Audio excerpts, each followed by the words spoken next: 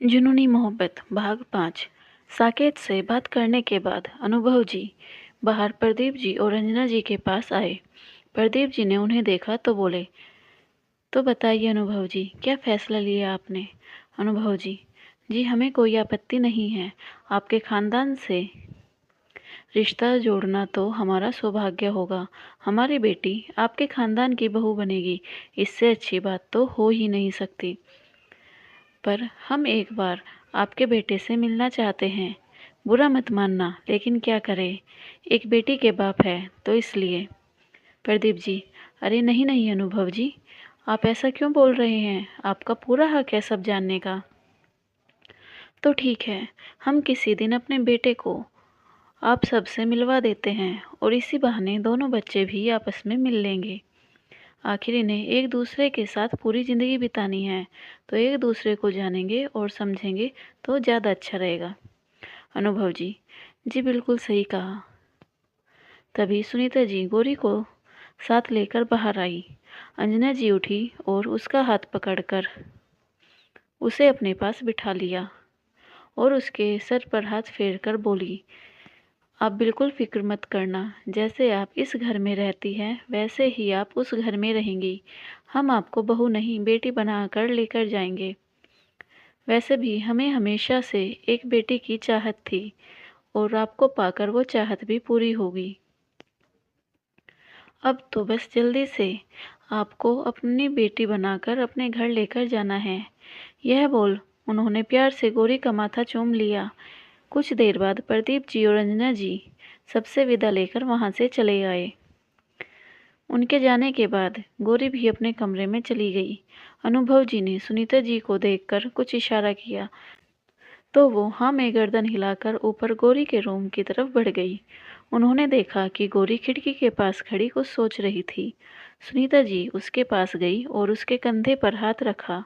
गौरी ने उनकी तरफ देखा तो सुनीता जी ने उसका हाथ पकड़ा और उसे बेड पर बिठाकर खुद उसके पास बैठ गई और उसका हाथ अपने हाथों में लेकर बोली, जानते हैं सब कुछ बहुत जल्दी जल्दी में हो रहा है, पर अपने माँ पापा पर भरोसा रखिए, वो आपके लिए कुछ भी बुरा नहीं करेंगे। और वैसे भी अभी आपके पापा ने कहा है ना कि वो पहले लड़के से मिलना चाहते हैं, और देखना अगर उन्हें लड़का आपके लिए सही नहीं लगा तो वो आपकी शादी कभी भी वहाँ नहीं करने देंगे। गौरी ने हाँ में गर्दन हिलाई और बोली, जानते हैं माँ, और हम यह भी जानते हैं आप और पापा हमारे लिए जो भी फैसला लेंगे सोच समझ कर ही लेंगे। सुनीता जी ने मुस्कुराकर उसके सर पर हाथ फेरा और प्यार से उसका माथा चूम लिया। फिर सुनीता जी वहाँ से चली गई और गौरी भी अपनी पढ़ाई करने बैठ गई। वहीं दूसरी तरफ शिवांश जो अपने केबिन में बैठा अपना काम कर रहा था, पर बार बार उसकी आंखों के सामने गौरी का चेहरा आ रहा था, जिस वजह से वो बहुत फ्रस्ट्रेटेड हो रहा था।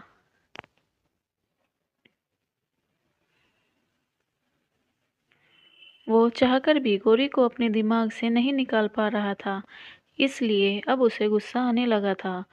उससे सहन नहीं हो रहा था कि एक लड़की की वजह से वो अपने काम पर फोकस नहीं कर पा रहा है, वो भी उस लड़की की वजह से जिसे वो जानता तक नहीं, ना ही उसका नाम पता है और ना ही कभी उससे मिला है।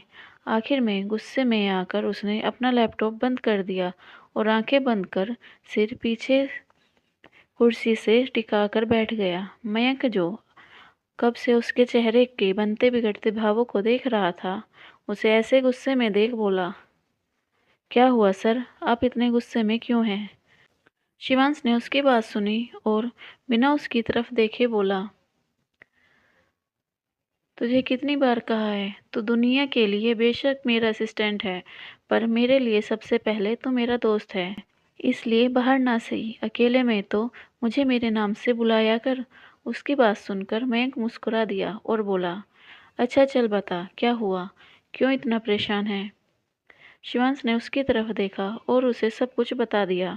उसकी बात सुनकर मयंक हैरान हो गया और फिर मुस्कुराते हुए बोला, इसका मतलब जो इंसान लड़कियों से 10 फीट दूर रहता है अपने आसपास किसी लड़की को भटकने तक नहीं देता, उसे प्यार हो गया है, वो भी उस लड़की से जिसका वो नाम तक नहीं जानता और ना ही कभी उससे मिला है।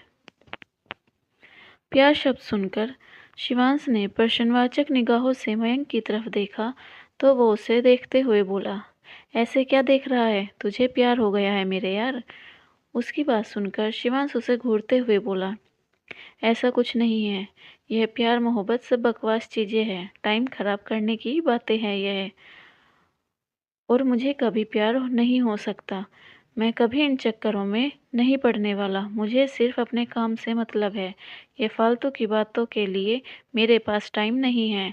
चल अब घर जाना है, माँ ने जल्दी आने का बोला था।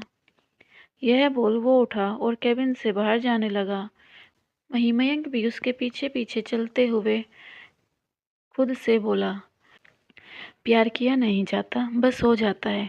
और जिस हिसाब से तूने मुझे बताया है, उस हिसाब से तो ऐसा लग रहा है कि तुझे प्यार हो गया है, पर तुझे उसका एहसास नहीं है।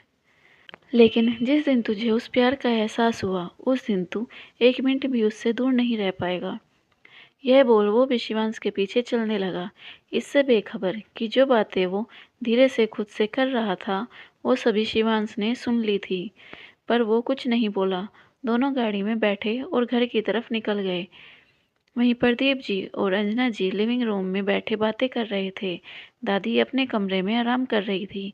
तभी अंजना जी प्रदीप जी को देखकर बोली, हम शिवांश से इस बारे में कैसे बात करेंगे? आपको पता है ना कि वो कितने गुस्से वाले हैं।